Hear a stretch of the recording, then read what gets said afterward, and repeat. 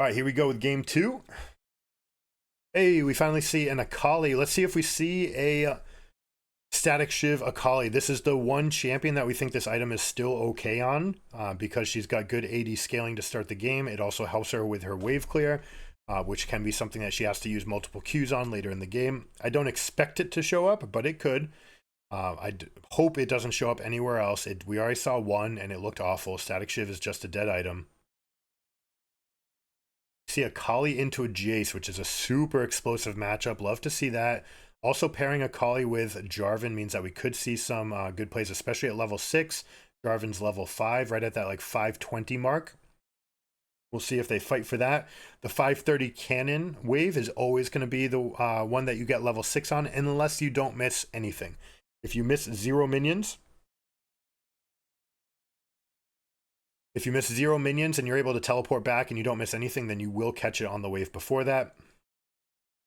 And these teams largely play for that, right? They want that window for themselves. They want to be able to hit 6, use the prio, push in the wave, let the cannon go to the turret, and then go roam with the fastest 6 possible, meaning that other people on the map are still level 4 in the bot lane, for example. Arya really playing to the limits here. Trying to use the Doran's shield to the maximum. Trying to use your health while you're low. And I'm going to explain this really quick. Doran's shield has a scaling amount of regen that actually just got buffed, by the way, on 1320 if you're paying it live. The lower health you are, the more it's going to affect. That's also true about your Revitalize, and then you have it for second wind. So the lower you are, the better your regen is. That's why you're not going to see these guys use their potions. A big mistake people make in their solo queue games, all the way up the ladder. I'm talking all the way up to Challenger. People will use their potion because they're thinking, oh, I'm uncomfortable. That's not the purpose of the potion. The potion is, oh, we're fighting? Okay, you're going to fight against an extra 150 health that I bought for 50 gold rather than 400 gold. That's the big advantage that you get from having a potion. The moment you cast it, you don't have it, and then it's going to slow down your regen, and then when it comes to an all-in fight, you don't have it for yourself. So instead, she lets herself get low, she lets the regen start coming up. Compare that to the Jace, who did use his potion. He's thinking, all right, I'm going to use this potion because I'm going to go for an all-in, but now if this doesn't work, Akali will have the freest lane because Jace is going to have to take his recall. He's on half mana. He doesn't have as much effective health as she does anymore because she's got the extra health ticking up from that green tree, which she almost definitely has. You know, not guaranteed, but I'm going to say almost definitely has.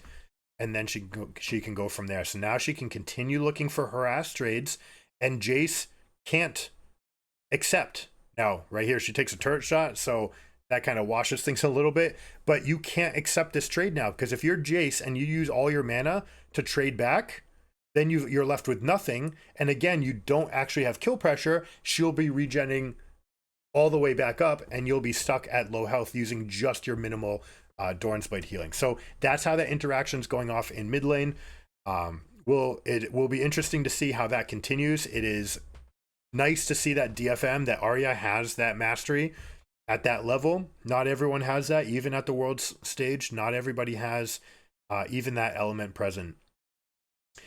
Another thing to give a shout out to Akali. Love that she's using the WE combo to get a trade.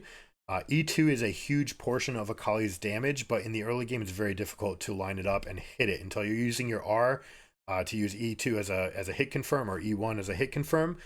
She's going to use the shadow. You E backwards, meaning you go forwards. Your shuriken will attach to the smoke. You go in, auto W, auto, and then you E back, and it will bring you back to safety. Or in a case of a champion like Jace, you just basically hold it and wait for him to go to the skies, and then you zip back and you dodge his spell. So good to see this like micro utilization within the matchup. Good to see that level of mastery. Now Maokai 1320, you know, the patch that we hate so much, but one of the things that they changed was Raptor health, targeted basically essentially at Sejuani and Maokai, tanks that were able to pretty much one-shot the camp. They've given some extra health. You won't be able to do that in your live game anymore, but you're going to see most of these junglers, especially on tanks, they're going to start Raptors. They're going to get 2 fastest by doing that. they also don't need a leash by doing that way, right? So Raptor start will be the meta. You're going to see most people do that. It's still the right play, even on 1320. Check out this blitz engage. Oh, he's trying to go for a dodge, realizing that there's a little bit of extra time here and Jarvan might be able to show up, but that little head fake means that they're able to get the kill from themselves. Xayah gets into a good position, means the root is able to line up for Jarvan to get in. DFM was able to buy enough time for themselves, and crucially, it's Rakan and Kai'Sa that are dead. Kai'Sa being dead means that Xayah is going to have a tremendous lead in this lane. Even though they both got the kill, Xayah will have the extra experience coming from that, from being alive for this situation, and will be able to use that to her advantage. She should be able to spike 6. You see her right now. She's already 5 versus 4. Love what Blitzcrank's doing here. Oh, he messed it up. He tried to get a little too greedy with his HP. He's going to be backing anyways. You might as well step out and let Kai'Sa get everything. Notice that Xayah had to cancel her back. I say had to.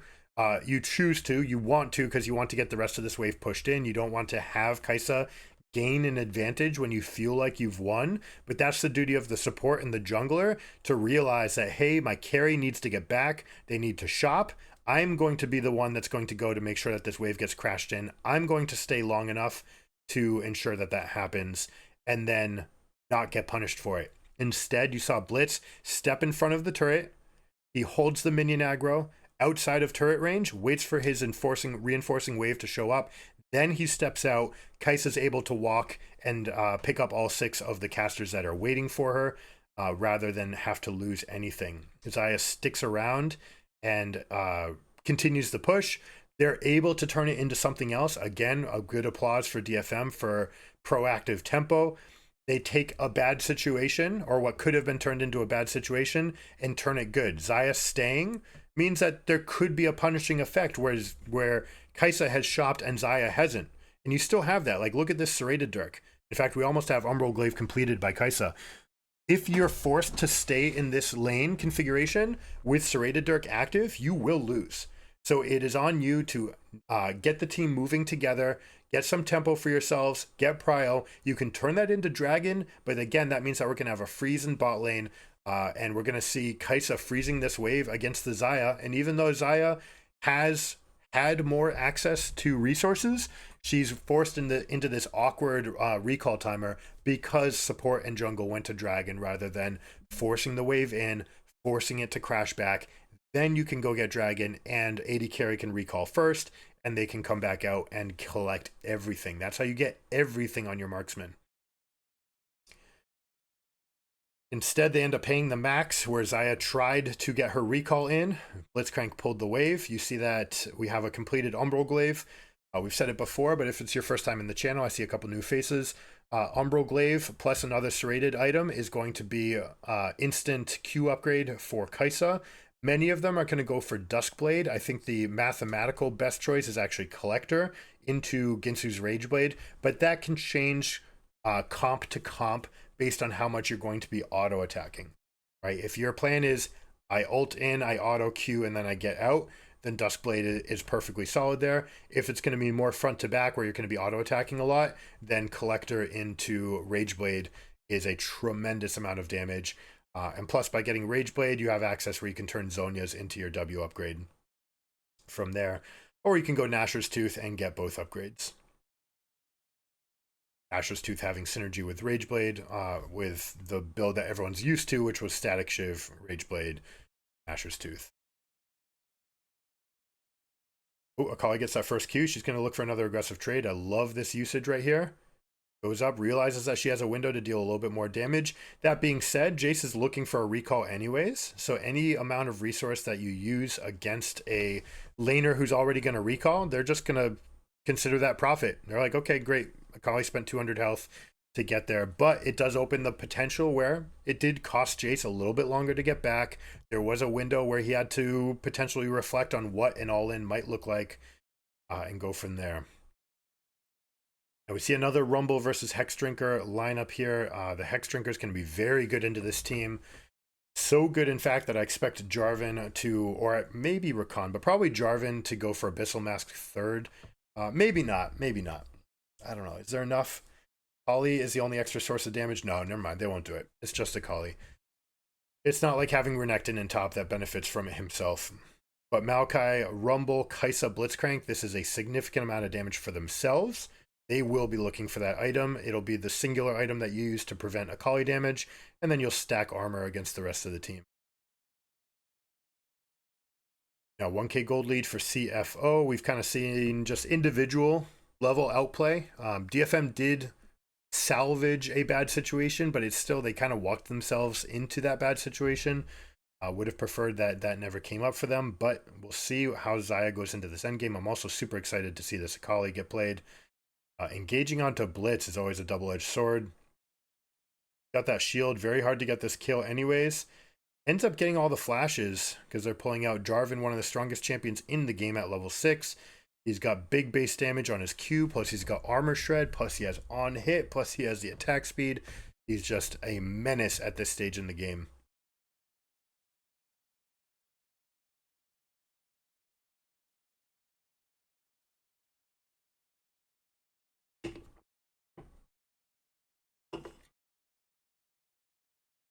The Rumble advantage is the most important out of all those, yes.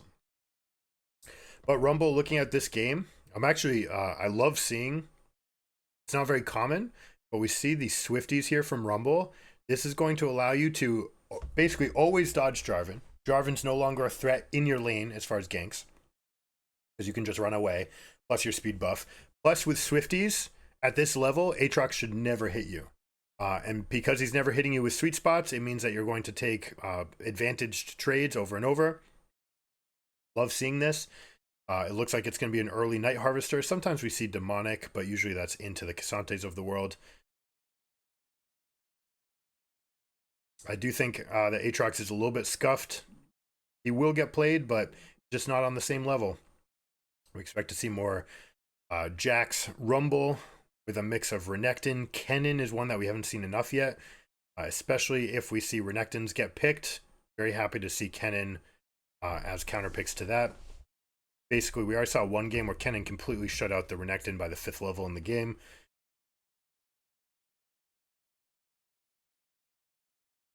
Now, other advantages. So, Maokai, I do want... That's where I want the Abyssal Mask on CFO.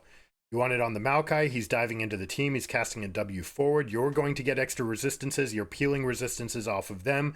You're also the central pivot point for your team. You could put it on Blitzcrank, but Blitzcrank not always in the middle of the fight, whereas Maokai's guaranteed to be in the middle of the fight. And you absolutely want it because of the amount of extra damage that Rumble can deal on top of what Kaisa's dealing. Now, with this build, yes, she's mostly physical damage based, but still, her passive proc is magic based, plus her W damage. And as we get into these end game situations, when we get into sieges, even though you'd like to deal more damage with Q, your opportunity to cast W is about 5x compared to the amount of chances you have to cast your Q. Nice use of the Blast Cone here. It looks like they're going to get a proactive play for themselves. Nice job getting everybody over the Blast Cone.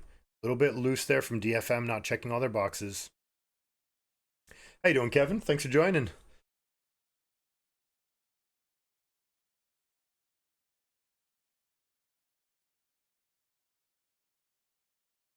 Ole. All right, Rakan, are they going to get something back for themselves? This is a good window because of the amount of resources that were used early, but are they going to consolidate this kill? Like we said before, putting all of these eggs into the Blitzcrank basket means you end up chewing through the shield, and it takes so much.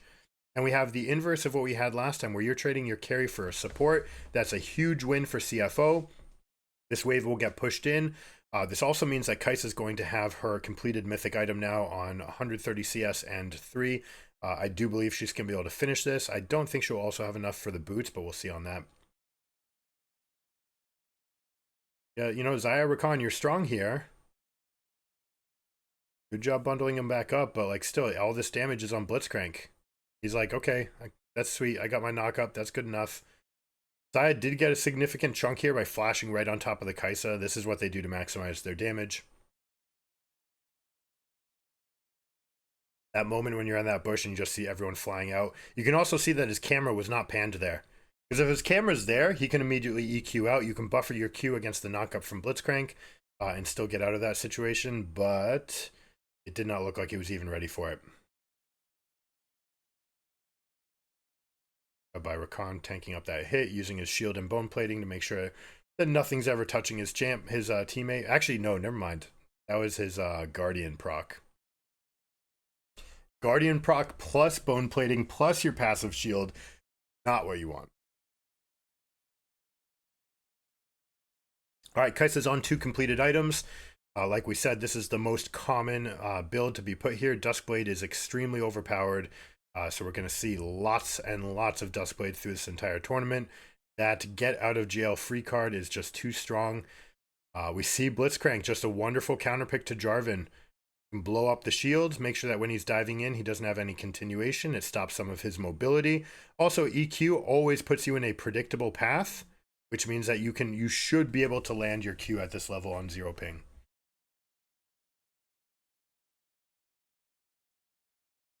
$2K in the gold lead, almost all of it in the pocket of Kai'Sa. Going to be interesting to see how they continue going. It looks like we're not going to get the static shift from Akali. Not a surprise, like we said, dead item, but best on her. She's been playing things to the limit. I do want to continue to see her going for it. And on this double spell pen spike, this is the strongest that Akali is versus the field. Later in the game, when she's got 3 items, she can go and basically one-shot all 80 carries anyways. But at this stage with double pen versus no resistances, you're always going to be very, very strong. Like to see her try to get a window, especially here against someone like a Kai'Sa, but are you thinking it's worth going in against Blitzcrank? Blitz is one of the best counters to Akali in the entire game because of that AoE instant cast silence, right? Not only it's just a fantastic pick. It's good against Rakan. It's good against Akali. It's good against Jarvan. The one target you don't really necessarily want to hit might be Aatrox. What was that? Nice pull. My goodness, Blitzcrank is cracked. If you ever pull an ultimating Aatrox, it's not quite as scary as getting Renekton, but you might have to deal with lots of damage and AoE healing coming in, especially if they're anywhere near Q3. Sometimes you're going to see these Aatroxes just kind of they're just going to blank cast their Q1. They just want to have their cycle coming through so that they always have Q3 available. Depending on which iterations they're going through. There's so many distinct combinations with Aatrox to look at. We'll see if that window ever comes up, but that's the nightmare for Blitzcrank. If you pull in and they have Q3 available, that's going to be an issue. But what you want to do is get the pull, immediate silence, turn that into a knock-up. Like right here, boom. Good. Oh my god, that's so good. We'll go over that in a second. So Q in ultimate immediately to stop any sort of counterplay, right? You want to try to get that silence immediately. Now, she was able to get the Twilight's Refuge, or is that what it's called? Twilight's Refuge? Maybe that's Shen one. Twilight's Shadow. She's able to get the smoke out. Then he uses his empowered E, the knockup, the power fist or whatever it's called, and he's A-clicking in place. All right, so you're tracking where the shadow, the silhouette of Akali is, but you have that ready, which means that the moment she becomes visible, your character will issue that attack command. And because it's an empowered attack, it will resolve even if she goes out of vision, okay? Even if she goes past all those empowered attacks, will be strong. So really, really good job by the Blitzcrank there. Hex Drinker, Aatrox being punished by Jace. Obviously, that's the matchup that they want to get as much as possible. You see, or you think that they might go Hex Drinker or Maw of Malmortius. That amplifies the power of these lethality items.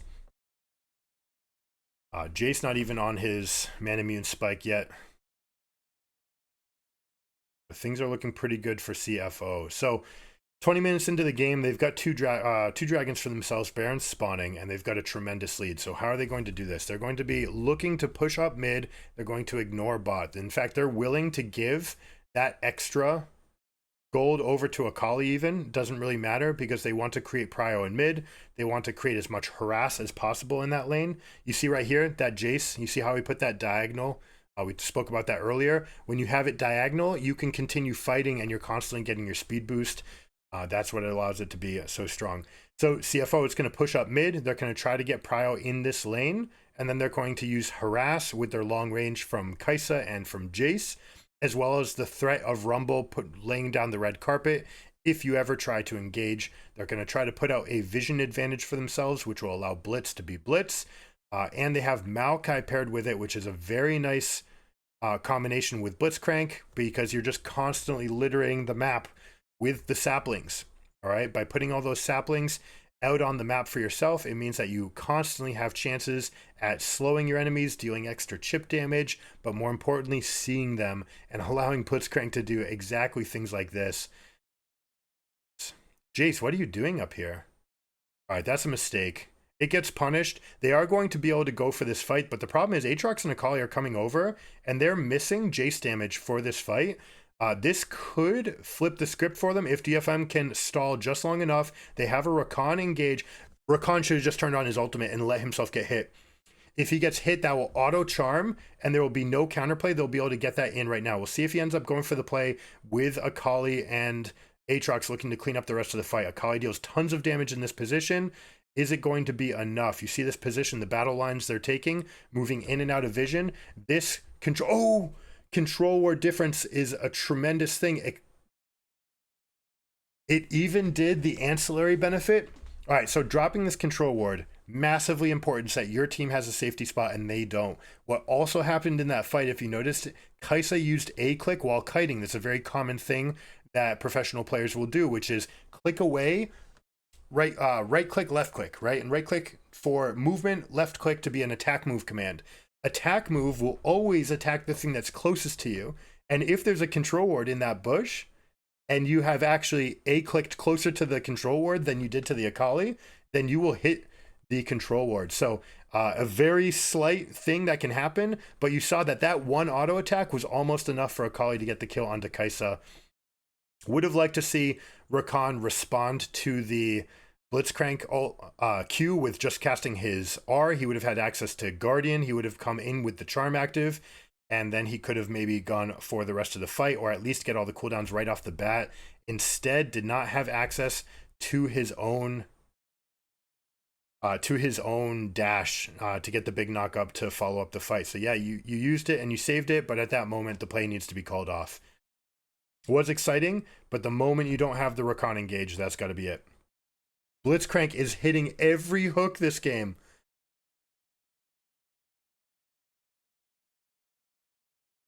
Want to buy tank against this team next time, although what are you going to do if it's a Rumble?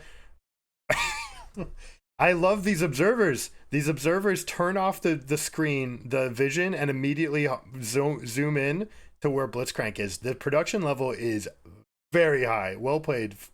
Well played. This Blitzcrank's taking over this game. This is absolutely incredible.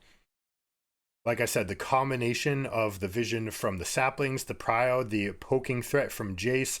This is a beautifully combined composition that they have for themselves. And because they have the super high burst damage of Night Harvester, Shadow Flame, double Duskblade, Mirror Mana, plus Umbral Glaive, like everyone's going for flat pen. That is how you punish to the maximum at this stage in the game. Now, if enemy team is doing that to you, you have to buy resistances. You have to eschew a little bit of your build to get the resistances. You see that Jarvan is going immediately for Randuin's, that Akali has gone for Zhonya's second. We already had the Hex Drinker in play from Aatrox, but that's how you're going to beat this. So you can outscale this composition, but the question is, has too much damage already been done here? Love the Everfrost play by Blitzcrank. This is something we've spoken about with Morgana, with Blitzcrank, with even Azir at times. This Blitzcrank is hooking all over the place. You see the power of Kai'Sa. One spell lands means that she's able to jump in and assassinate. Duskblade means she gets out for free. It's so strong. I'm glad it's nerfed. They're probably going to get rid of it. I mean, they're entirely getting rid of all mythic items. I don't know if they're just going to try to change items from being mythic to not being mythic, but Duskblade is a problem. You see this playstyle. It's so hard to punish someone who's supposed to have a downside. When they go in for a kill like that, you're supposed to be able to punish them with a death. And that erases that possibility. All right, DFM's going to approach with trepidation.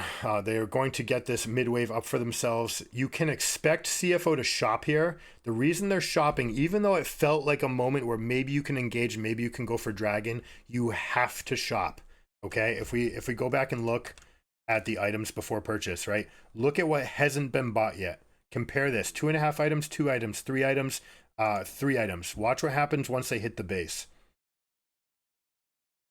This is all the sitting gold that's in their inventory. It's what's in your wallet. You actually need to consolidate your wallet, turn it into active items. Boom, we get the Last Whisper. We get 2 needlessly large rods. We get extra Zonia's components for the Rumble. We have a, like, just look at everything in total. Now you can actually spend your money lead. Now Maokai's going to be going back to base as well. He's probably going to get another half item for himself. Yep, there's Giants. Belt probably going to turn into a demonic embrace, although could be anathemas.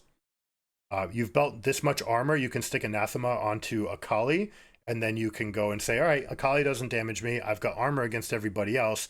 I can just exist in the middle of this fight and be fine. Would like to see Abyssal Mask next, though. I do not want to see demonic embrace. It is not important for you to be the one dealing damage in this situation. Now, 2 dragons down, because they staggered their backs, they were able to maintain some amount of pressure, and they recalled from fog, meaning that DFM was not able to derive that information that the dragon was available for them. That's a pretty big miss. That's a risk you just have to be willing to take. You are checkmated. You are going to lose this game. With everything being played well, you want to take risks, and specifically take risks while wallet diff is not as diff, right? You don't want to have as much gold in the enemy team's pockets, because once you do, you have a situation like this that there's just absolutely no chance. Now, we do have fully stacked Conqueror from Akali. Is she going to be able to do some amount of damage here? Not enough. Fully stacked Conqueror and Riftmaker, if that were the build that she were going, would have been enough there. With the Rocket Belt, you have plenty of damage, but it's just never going to be enough with that much of a team gap going into this. And CFO punishing, well played. Some moments of really strong play from DFM, but congrats to CFO for a strong win, and we'll see him in the next round.